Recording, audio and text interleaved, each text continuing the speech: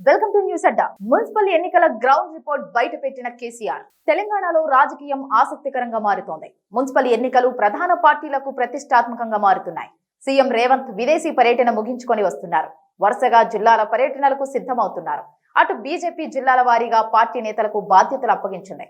తాజాగా phone tapping కేసులో SIT ఎదుట హాజరైన మాజీ సీఎం కేసీఆర్ మున్సిపల్ ఎన్నికలపైన ఫోకస్ చేశారు. పార్టీ నేతలకు కీలక దిశానిర్దేశం చేస్తూ క్షేత్రస్థాయి అంచనాలను వెల్లడించారు. మున్సిపల్ ఎన్నికలపై మాజీ సీఎం కేసీఆర్ కీలక సమావేశం నిర్వహించారు.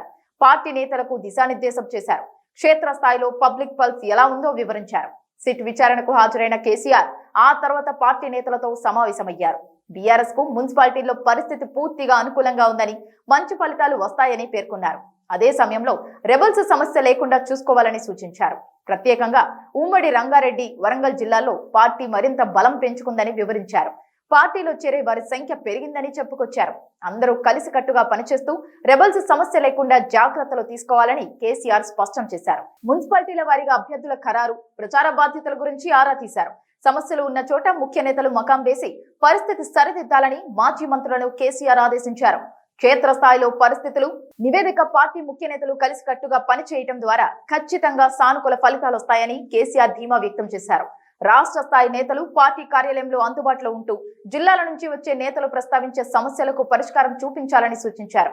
నామినేషన్ల ఉపసంహరణ సమయంలోగా రెబల్స్ సమస్య పరిష్కారం అయ్యేలా చొరవ తీసుకోవాలని నిర్దేశించారు. ప్రభుత్వం పైన ప్రజల్లో సానుకూలత లేదని, పార్టీ నేతలు ఎక్కడికక్కడ పరిస్థితులకు అనుగుణంగా వ్యూహాలు సిద్ధం చేసుకోవాలని చెప్పారు. రాష్ట్ర వ్యాప్తంగా సర్వే నివేదికలు వెల్లడించిన అంశాలను ప్రస్తావించారు. పూర్తిగా పరిస్థితులు అనుకూలంగా ఉన్నాయని, సమన్వయంతో పనిచేస్తే అధిక సీట్లు గెలుచుకోవడం సులభమేనని వివరించారు. పోటీకి అవకాశం దక్కని వారికి భవిష్యత్తులో ప్రాధాన్యత ఉంటుందనే సందేశం ఇవ్వాలని సూచించారు. ప్రచారం గురించి కేసీఆర్ కీలక సూచనలు చేశారు.